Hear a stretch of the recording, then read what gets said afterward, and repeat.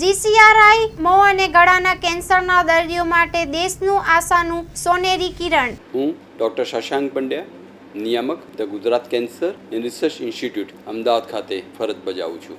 સમગ્ર વિશ્વમાં 27 જુલાઈ વિશ્વ હેડ અને નેક કેન્સર દિવસ તરીકે ઉજવવામાં આવે છે.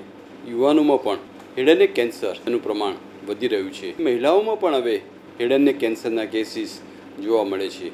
તે આપણા સૌના માટે ચિંતાનો વિષય છે. The Gujarat cancer and research institute કે જે અમદાવાદ ખાતે આવેલ છે, તેની જો હું વાત કરું તો વર્ષ 2024માં લગભગ 5500 જેટલા હેડ અને નેક કેન્સરના દર્દીઓ નોંધાયા છે. મોટાભાગના દર્દીઓ જે છે તેઓને આ કેન્સર થવાનું જો કારણ હોય તો તે છે તમાકુનું વ્યસન. મુખ્યત્વે જે ગુટખાનું પ્રમાણ દિવસે દિવસે વધતું જાય છે. હાયર સેકન્ડરી સ્કૂલથી બાળકો આ દૂષણ તરફ વળતા થયા છે. મહિલાઓમાં પણ તમાકુનું વ્યસન વધતું જાય છે.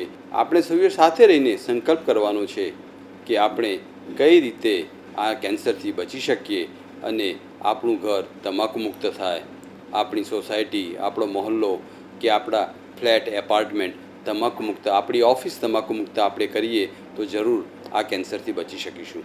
જે લોકોને તમાકુનું વ્યસન છે તેઓને મારી નમ્ર વિનંતી છે કે તેઓ તમાકુનું વ્યસન છોડે, અને છોડ્યા પછી પણ અથવા તો અત્યારે જો તમાકુનું વ્યસન હોય તો પણ તેઓએ દર મહિને અરીસાની સામે ઊભા રહી મહિનામાં 1 દિવસ મોંની જાત તપાસ કરે. તે દરમિયાન તેમને ખ્યાલ આવશે કે તેઓના મોઢામાં કોઈ ન રૂજાતું ચાંદુ હોય, કોઈ સફેદ કે કાળો ડાઘ હોય, તેમનો અવાજ બદલાઈ ગયો હોય, મોં ઓછું ખુલતું હોય, ખાવા પીવામાં તકલીફ પડતી હોય, જીભ બહાર ન નીકળતી હોય, ગળામાં કોઈ ગાંઠ હોય. આવા કોઈ પણ ચિહ્નો જણાય તો તેઓએ તેમના નજીકના ડૉક્ટરનો સંપર્ક સાધવો જોઈએ કે જેથી કરીને તેનું વહેલું નિદાન શક્ય બને. તે જ રીતે જે લોકો તમાકુના વ્યસની છે તેઓએ દર વર્ષે ડેન્ટલ સર્જન અથવા તો ENT સર્જનને બતાવવું જોઈએ કે જેથી કરીને કંઈ પણ એબનોર્મલ હોય તો તેનું વહેલું નિદાન શક્ય બને. सागर लक्ष्मी एग्री सीड्स ना एरंडा बियारण स्टार्ट ऑन. લીલા લીલા છોડવાને એરંડા ભરપૂર, સુકારામાં ટકી રહે ને ઉપજ ભરપૂર.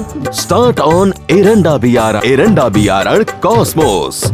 લાંબી જાચેરી માળોમાં શક્તિ છે ભરપૂર, સુકારો ઓછો ને પાકે ઉપજ લખલૂટ. कॉस्मोस एरंडा बियारण.